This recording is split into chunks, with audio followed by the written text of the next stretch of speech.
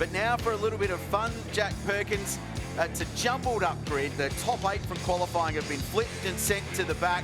This is the trophy race. This is always a highlight of the weekend. The result is Cameron Mason and Jim Polisena are on the front row. But watch for Adam Bressington and Marcus Sukanovic from the second. Star performers in race 1 and trying to find the whole shot around the outside at turn 1-2. Good start, Polisena, he leads, but here comes Sukanovic in the XD Falcon. How good does that Brute 33 Mustang Trans Am of Cam Mason look? He didn't get a good start. Marcus Sukanovic around the outside, and he's going to slip back to 4th there. But it's Jim Polisena, Tirana A9X out in front. Marcus Sukanovic, who we're on board with, into second. And we look there, that's Jared McLeod making his way up through the field. So as you said, it's a bit of a jump it up order, reverse grid. So we'll see a lot of the faster guys coming through from the rear of the grid. One of those is Jared McLeod, who's been really good in that VB Commodore in its first full season in Gulf Western Oil Touring Car Masters. Lots of development work has been going on there in the Motorsports Parts Australia team. Bow looking down the inside of Andrew Fisher and got pinched at the apex of turn 6. And JB with the wise old head on those shoulders just backed out of that. In his days of actually owning his own racing cars, he's a bit conservative, doesn't want the damage bill, so yeah, 30 years ago, he would have left the nose in there and they would have had a crash. But when you're paying the bills or you've got a nice old Tirana, you don't actually want to put any damaged panels on it. So wise old man JB just got out of that and lived to fight another day. Wheel to wheel, the 2 Mustangs. That's Sydney's own Tony Karamfilowski up the inside of Newcastle's finest in Cam Mason. Just runs a little bit wide out onto that apron at the final corner. That Alan Moffat tribute car is absolutely stunning. Russell, who owns it, has done a beautiful job building it. Steve Mason, so proud, the father of Cameron and a former Touring Car Masters champion. And young Cam, very underrated race car driver. It's not his profession. Does it for fun with his old man, goes racing, but really talented, really underrated, and perhaps had the opportunity presented itself at some point, maybe it could have been a career. Yeah, and, you know, it's just an experiencing as well, you know, starting from the front row and really maximising your time at the front of the field. And, yeah, that car looks immaculate. I love the Alan Moffat tribute there, and he wouldn't want to be putting a scratch on that one either, Krause. It is stunning. It's probably the most polished car in terms of actually cleaning it in the entire paddock. Jump on board with Sukanovic in the XD Falcon. It's been a long process developing this car. You know, the irony in the strange world of parts and for old cars, one of the hardest components they had to find for this car when they were building it, door handles. Door handles, there you go. Hardest thing to find for an XD Falcon because they tend to break. It'll be a challenging prospect trying to find a lot of parts. There'll be a lot of donor cars getting purchased where they can use a whole car's worth of spares and things like that, and building them up into race cars. There's quite a lot of work goes into them. You know, they strip all the interiors out, put proper roll cages in there, as we see. This is Bressington trying to make the big move around the outside. He was a big mover in the first race earlier this morning. It's his first time in that car this year. And, you know, he's trying to go around the outside of the hairpin. I don't think he's quite got the job done, but he may still be loitering around the outside. No, he's not. He's slotted back into behind Marcus there. Smart move. Marcus did give him a lot of racing room on the exit of turn 8, though, so he's pretty smart, switched on racer. Marcus, very, very experienced. One of the few guys to have won 2 national championships in the same year. Won Commodore Cup and V8 Utes in the same calendar year, which was a big accomplishment for the Victorian driver who drives rescue tow trucks. And look at the XD Falcon down the chute, Krause. That's got a serious engine under the bonnet there. He pulled about 3 car lengths on Adam Bressington, and I thought the engine in that rocket was good as well, but it was a Sukanovic. Lots of straight line speed, but Bressington had a good run through turn 1 and he stuck it up the inside. That's a good move. So good stoppers on 85, even if it gives away a little bit in straight line performance. That was fairly telling, wasn't it? Interesting, but that's what we love about this category though, the different strengths and weaknesses. It is a brand new engine though in car 85. White Line Racing had a horrible weekend at Mount Panorama. Adam Garland got pole for that weekend, but it sort of disintegrated after that. They lost the engine, and it wasn't a case of, oh, we'll rebuild it. It was a total loss, put it in the bin, the damage was so bad. So brand new engine for car 85 for this weekend. Still going to find a little bit of horsepower though, based on what we've seen. No problems with the braking and turning though for Bresso. He got a great run through turn 1, really good exit, which set him up and put the move up there into turn 2 and got the job done. So he's moved into second, doing a good job. So we're on board with, who are we on board with here, Stevie Johnson. Stevie J in the XD, yeah. This is a good car too. Stevie J working his way through the field. He had to start off the back with the way the reverse grid works, but he's currently in 16th and just Looks like he's pretty busy behind the wheel there. It looks like it could be a bit evil in the balance. While they do try and retain the spirit of the original cars in Touring Car Masters, one of the things that they are allowed to go crazy on is safety improvement. So Stephen Johnson's car's got a lot of learnings out of the Dick Johnson Racing supercars. So the carbon fibre cell that sits around, so the leg protection as well from the gear stick for side impacts, all of that is in this car, the True Blue replica. True Blue Mark III, they call it within the Johnson family. But it's a beautifully constructed race car, and every round it gets better and better. A big development process to unlock the secrets in that. And that'd be cool for Stevie J to run around in a car with a tribute livery to his old man. As we're back up here now, so that's Marcus Akanovic behind Adam Bressington.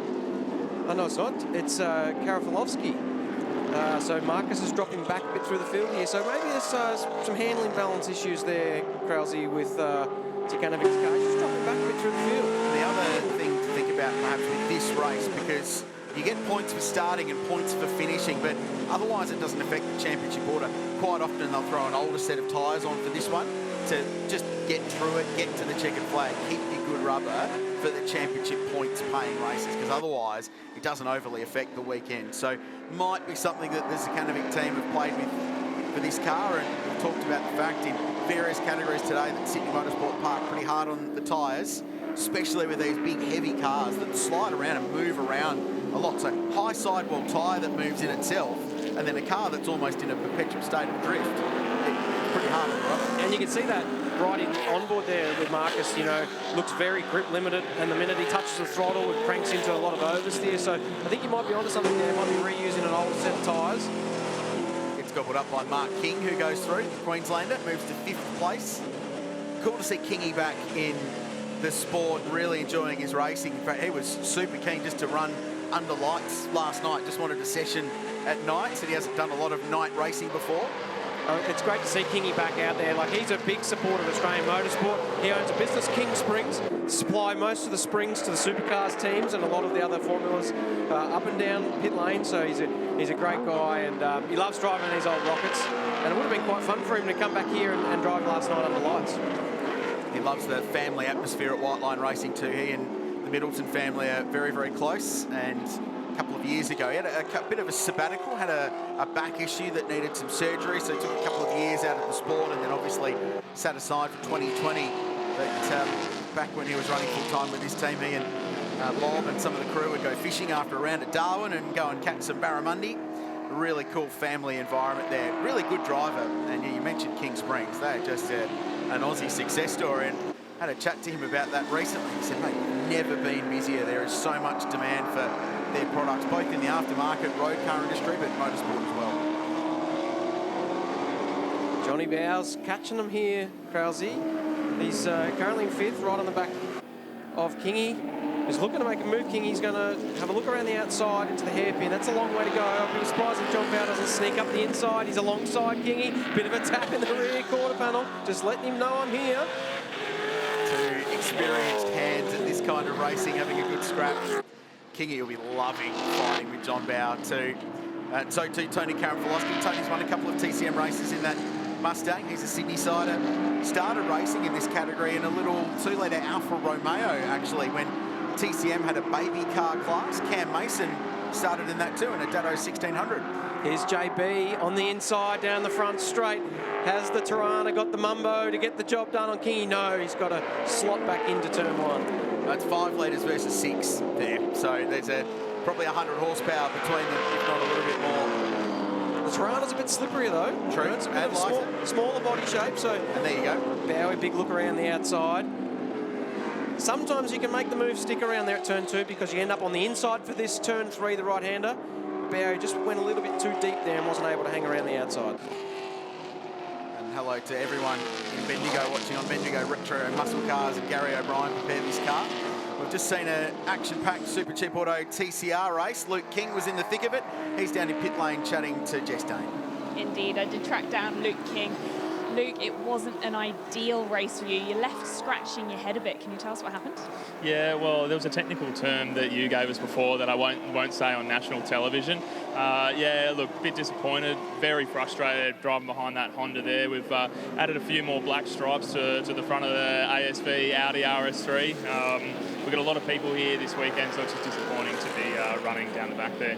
Thanks for not dropping me in it with those technical terms. That's very kind. So is there anything that you can build on for tomorrow? How are you going to be searching for that missing piece overnight?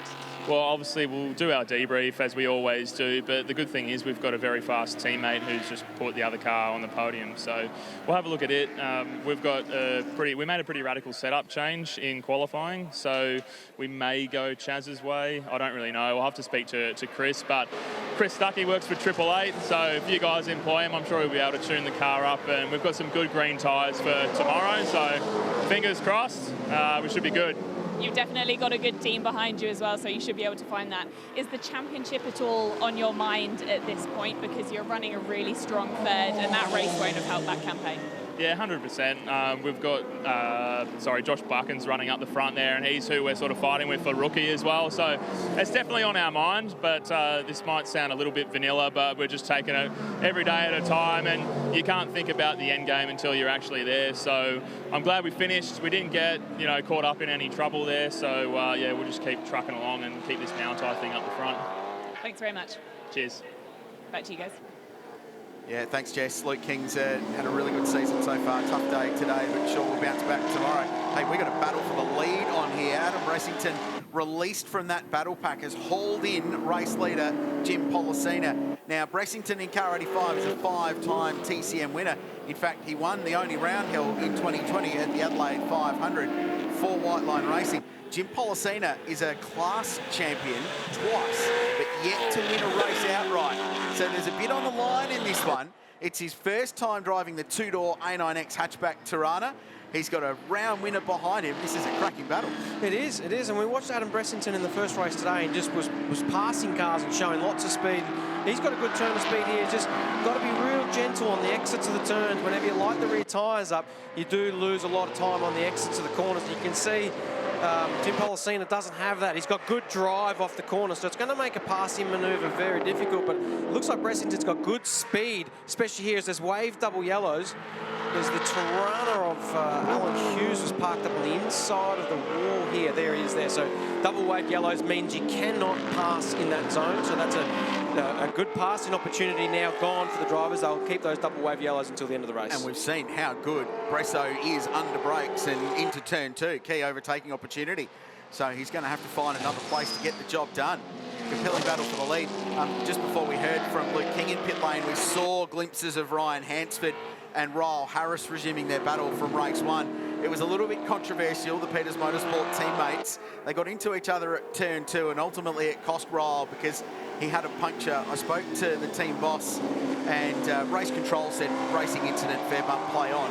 Into team though, they've decided they were equally at fault, and they equally have to buy the beers at the airport on the way home back to Queensland tomorrow night, which seems like a fair result to me. And having come out of lots of race teams, mate, the beer currency certainly sorts out a few dramas internally, but yeah, I mean, rubbing panels with your teammates is never something that you do, by design. It's not what you need to be doing, so beers are on the boys. It looks like they've actually swapped positions. Ryan Hansford's got in front of Ryle Harris, and he's set in purple sectors, and that means he's the fastest car on the circuit at the moment, set in quick lap time. So obviously still got good pace aboard that car, and just working his way through the field. And there's Ryle, maybe there's a bit of an issue. Looks like he's going a bit slow there. And that same front sort of grille cover, top of the grille, just before the bonnet, the front of the EFS Camaro flew off again just a couple of laps ago.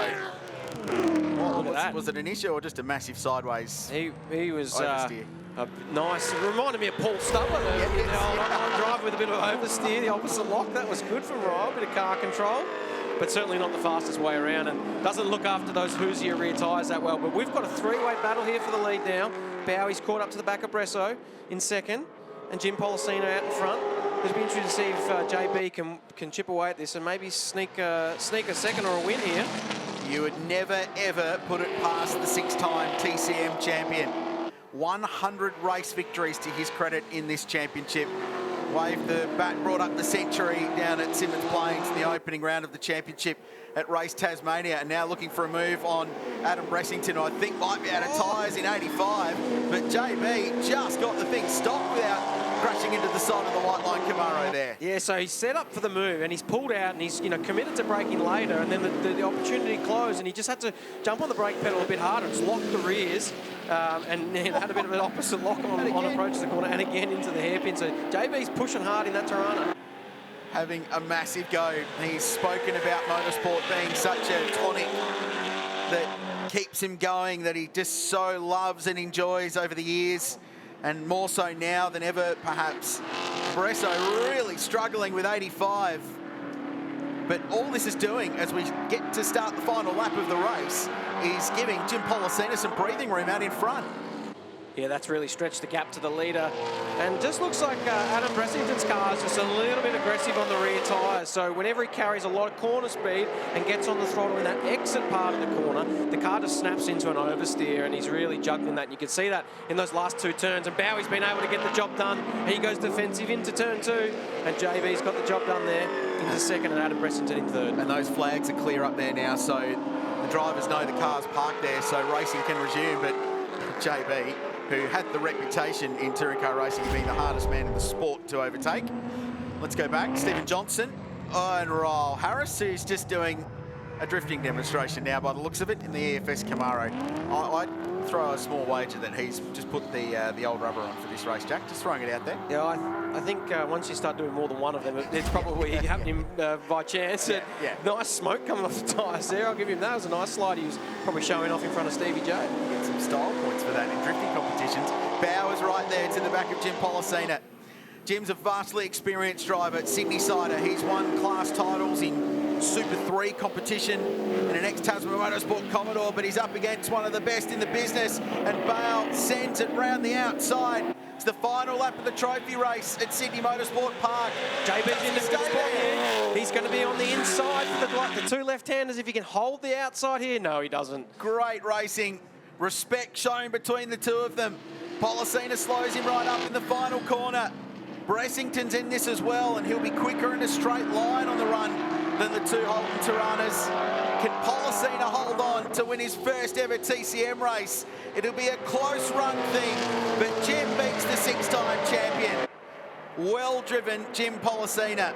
His first ever Touring Car Masters race win in his second ever race in the A9X Tirana. Super stuff that. That was a good race, Krause. I enjoyed that. It's, watching the guys battle a little bit of poor tyre life. But, Bowie nearly got the win, but good for Jim Pollicina. Nice to get a first win in any category, and it's a job well done. And outside of Jim Pollicina, he's a very quietly spoken, reserved guy. I think the guy laughing the most will be John Bowe. He would have thrived with that battle. He would have loved every single minute of it. As did we, the two Tiranas going at it, with the Camaro of Adam Bressington in close company, so he gets himself into the top 3. Jared McLeod, through all of that, finished 4th. I don't think we saw many of his moves because the battle for the lead was so good, but he ticked his way up into the top 4. Mark King, pretty solid day for White Line Racing, so their cars finish 3rd and 5th. Ryan Hansford ultimately 6th off the back of the grid. Good fun. Love that. The trophy race never lets us down, does it, in terms of action and excitement in Gulf Western Oil TCM. Pollicina, Bowe and Bresso. Maiden victory, the 39th different driver to win a TCM race. Bowe and Bressington next, then Jared McLeod, Mark King, Ryan Hansford, Tony Kay, solid result in 7th place. Then Jamie Tilley, Stevie Johnson, and Cam Mason rounding out the top 10. The drifting Raul Harris was 11th. Pete Burnett, 12th, Andy Fisher, John Adams and Marcus Sikanovic with dramas at the end there, slipped back to 15th place.